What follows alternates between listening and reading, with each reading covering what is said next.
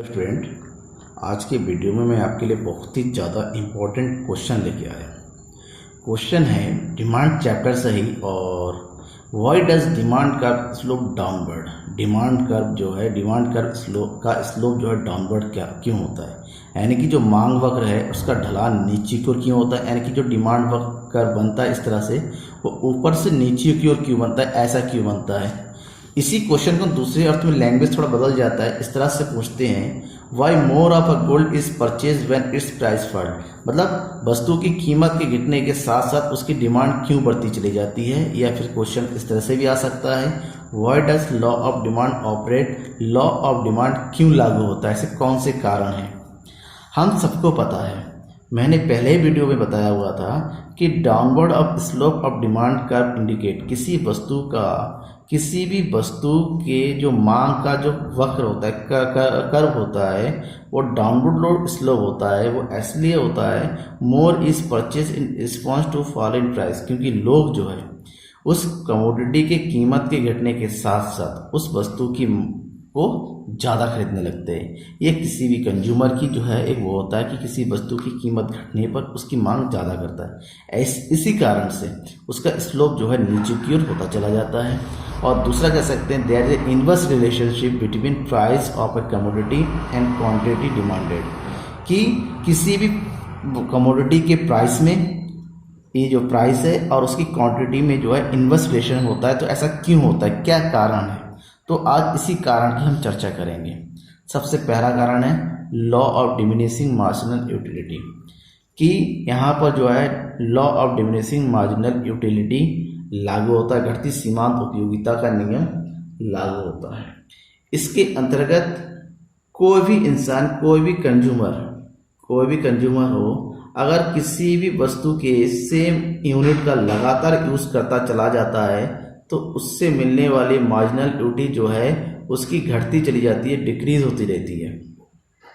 जब marginal utility decrease होती चली जाती है देन इसका मतलब ये हुआ तो वो जो है उस चीज़ों पर और ज़्यादा अपना स्पेंड खर्चा नहीं करना चाहेगा। जब वो उसको खर्चा नहीं करना चाहेगा तो ऐसे में जब किसी वस्तु से मिलने वाली संतुष्टि किसी व्यक्ति को कम होती है तो उसके लिए जो है कम पे करेगा, यानी कि उसके लिए पेमेंट जो है वो लेस हो जाएगी, वो लेस पे करेगा। तो जब लेस पे करेगा यानी कि वो वस्तु की कीमत को घटने का मौका आता है। जैसे जैसे वस्तु की कीमत घटने लगेगी तो उसी वक्त उसकी जो है मांग उसकी बढ़ती चली जाएगी। दूसरा कारण है इनकम इफेक्ट। इनकम इफेक्ट का मतलब होता है कि जब किसी वस्तु की कीमत में जो है कमी होती है, decrease in the price of commodity, ऐसे में उस कंज्यूमर का जो इनकम है, कहते हैं इनकम पावर, वो जो है बढ़ जाती है, इंक्रीज होती है। क्योंकि पहले जहां पर मान लीजिए कोई वस्तु है जिसको जो है 5 रुपीज़ में खरीदना होता था, 5 रुपीज़ में एक वस्तु मिल जाता था, तो ऐसे में जो है 10 वस्तु वो खरीद लेता था। अब अगर उस वस्तु की कीमत में कम हो जाए और उसकी कीमत घट के 5 से 4 हो जाए तो ऐसे में वो जो है, यानी कि अब कीमत घटने से वस्तु को ज़्यादा खरीद पाएगा, यानी कि उसकी इनकम पावर बढ़ गई, क्योंकि अब उसी वस्तु को की कम कीमत वो अधिक से अधिक वस्तुओं को खरीद सकता है, यानी कि वही चीज़ वो अब खरीदेगा कम से कम 15।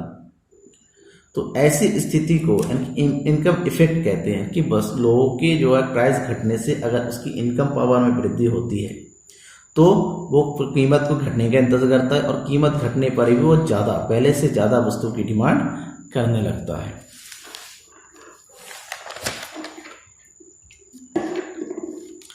तीसरा जो कारण है वो है सब्स्टिट्यूशन इफेक्ट। सब्स्टिट्यूशन का मतलब, इफेक्ट का मतलब होता है दूसरी वस्तु।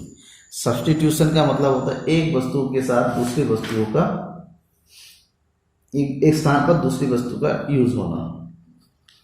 अगर मान लीजिए फॉर एग्जांपल, अगर आप सीएनजी का एग्जांपल लेते हैं और पेट्रोल का एग्जांपल लेते हैं। अगर आप सीएनजी का यूज कर रहे हैं, मान लीजिए पेट्रोल की कीमत सीएनजी की तुलना में कमी हो गई, इसकी कीमत जो है माइनस हो गई, कम हो गई, तो जाहिर सी बात है लोग सीएनजी का यूज करना कम कर देंगे। क्यों कर देंगे, तो उसको लगने लगेगा कि पेट्रोल की तुलना में सीएनजी की कीमत क्या है, ज़्यादा है, तो ऐसे में सीएनजी की मांग कम हो जाएगी। लेकिन उधर अगर पेट्रोल की कीमत जो है बढ़ जाए, प्लस हो जाए इसकी, तो कस्टमर को लगेगा कि पेट्रोल की तुलना में सीएनजी का रेट जो है कम है। जब इसका रेट कम हो जाए तो इसकी में वृद्धि बढ़ जाती है, इसका मांग जो है डिमांड बढ़ जाता है। तो क्योंकि वस्तु की कीमत दूसरी वस्तु की कीमत घटने या बढ़ने से पहली वस्तु की कीमत के फर्क पड़ता है, तो ऐसे में जो इनका जो कर्व बनता है वो ऊपर से नीचे की ओर बनता चला जाता है। Size of consumer group. Consumer group का साइज किसी वस्तु के डिमांड को, टोटल डिमांड को घटाता या बढ़ाता है। कंज्यूमर जितने ज़्यादा होंगे, यानी कि मोर कंज्यूमर होंगे, कंज्यूमर की संख्या जितनी ज़्यादा होगी उसकी डिमांड, वस्तु की डिमांड भी ज़्यादा होती है। अगर कंज्यूमर में कमी हो जाए, लेस है, तो डिमांड में भी कमी होती है। तो यहाँ पर जो है बायर्स का, कमोडिटी का जब कीमत में कमी आती है, किसी भी कमोडिटी के प्राइस में कमी होती है, तो लोग जो है ज़्यादा से ज़्यादा उसकी तरफ जुड़ते चले जाते हैं। तो जैसे जैसे ज़्यादा लोग उसके जुड़ते चले जाते हैं तो उसकी मांग ऑटोमेटिक, जो उसकी डिमांड बढ़ती चली जाती है।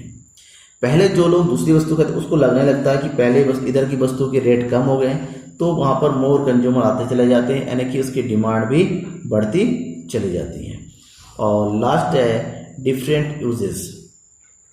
अगर कोई थिंग है, कोई भी कमोडिटी है और इस कमोडिटी का यूज अलग अलग प्रकार के, अलग अलग तरीके से होता है। जैसे हम मिल्क की बात करें, मिल्क का यूज जो है मिठाई स्वीट्स बनाने के लिए होता है, मिल्क का यूज जो है चीज़ बनाने के लिए होता है, इसका यूज जो है घी बनाने के लिए होता है, इसका यूज जो है ड्रिंकिंग पर्पस के लिए होता है, इसका यूज जो है चाय बनाने के लिए होता है। तो इसका यूज तमाम प्रकार के प्रोडक्ट्स को तैयार करने के लिए होते हैं।